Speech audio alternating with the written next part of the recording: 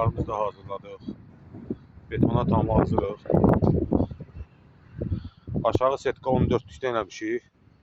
Bu aşağı setka armaturu, yuxarısı 12'likdə. Bizim pilləkənimiz.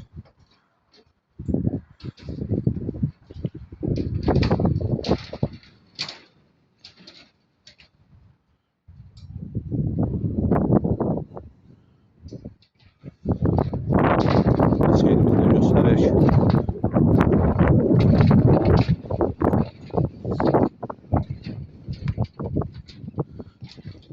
Bu da bizim basenimizdir.